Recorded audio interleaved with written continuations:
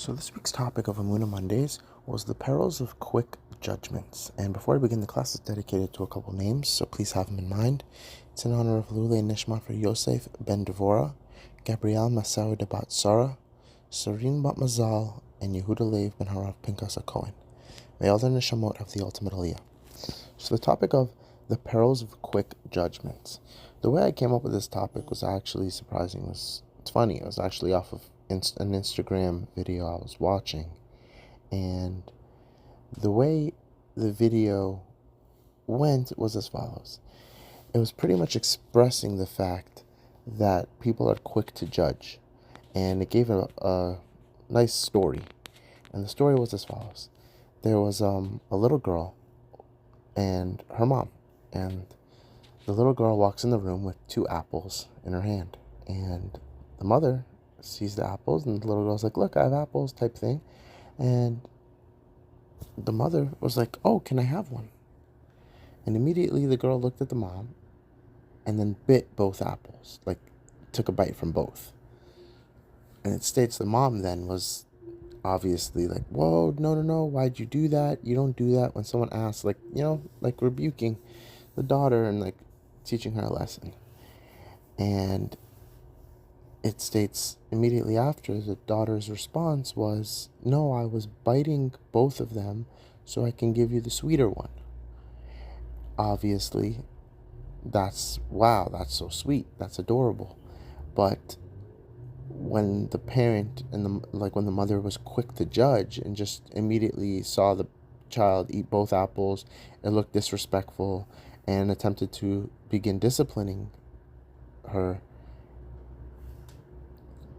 the mother jumped the gun, and it results in unnecessary rebuking, unnecessary, who knows how the daughter would react. Maybe, she'd be hurt, maybe she'd start crying, maybe she'd think she did something wrong and then not do it again, when, yes, the message was adorable and right, the delivery was wrong, but again, it's a child, innocence, and it's not the child's fault. Obviously, you could teach the lesson and all that stuff, but at the end of the day, the root of it is the message. The message was great.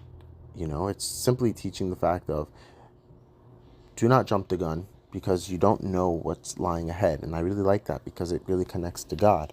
A lot of people tend to complain in the middle of life, or let's say their day's going bad, and start, getting annoyed and saying things and turning their back on God because of things that happen. But the truth is, you don't know the full story. We're just quick to judge, and we also realize that we live in a day and age that people don't like to live in insecurity. It's insecure moments that they don't have true knowledge on, they don't have the control. We'd rather skip the process and have control than let things ride out in a stage of like limbo and not having the answers. And that's the problem. There's a lot of beauty and in discomfort, being a little bit uncomfortable right now, and not jumping the gun and just, oh, I need to rule this as this, I need to label this as this for my own sake, because I can't operate with not knowing what this is, whether it's a relationship, whether it's a job, whether it's, like, think about it. How many times have people gone on dates and haven't heard back? And it's like, the truth is, if you don't hear back, you just quickly to jump the gun and just disregard it. When the truth is, who knows? You don't know what this person went through. This person could have been, right after the date, they had a family emergency and haven't had a chance to touch their phone. And all these, again, different reasonings. But unless the person straight up told you, "Hey, I'm not interested," why are you just jumping the gun? Count on the fact that a person has the maturity, has the, level of respect to communicate.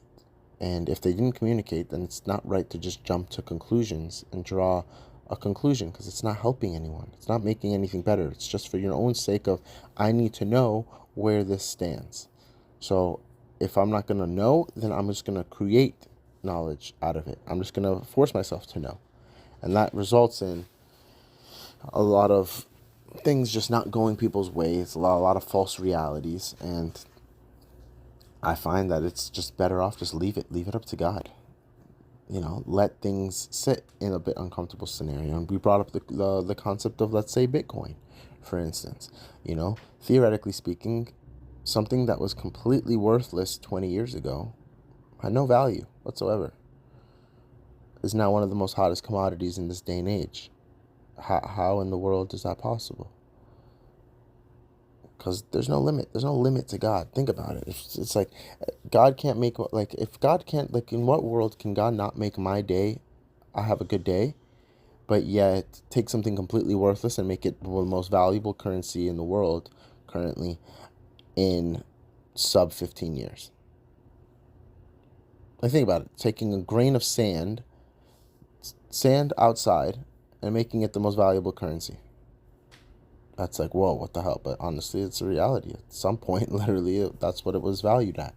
Valued at nothing, was theoretically worthless. And somehow it's still maintained to reach the level that it did. But also understand the fact that it didn't just go straight up. There were points when it went to, $10 and then crashed to $3. And people looking at it crash to $3 are like, oh, thank God I wasn't dumb and bought that. Oh, Allah. Meanwhile, it's like a person that held it throughout the whole process dealt with the, very uncomfortable scenarios where in one day you're losing 50% of your entire net worth. But in 15 years from then, now one of the wealthiest people. So understand the fact that there is beauty in sitting and being uncomfortable for a short period of time, but it's also the fact that's where Emunah kicks in, that's where Bitachon kicks in. It's trusting. I trust the fact that, yes, there's ups and downs and this and that, but the truth is, we live in a very, zoomed in lifestyle and perspective. And when things are getting tough and things are not looking good in your point of view, the trick is just simply zoom out. Zoom out. Let's say your net worth drops 50% today. Zoom out. In the past week, it's still up 5%.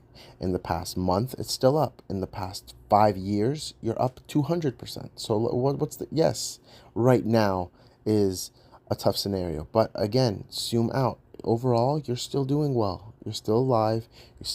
You're still breathing. You still can, okay, you got fired, you got dumped, you got this, you got that. Okay, zoom out. Your life's still amazing.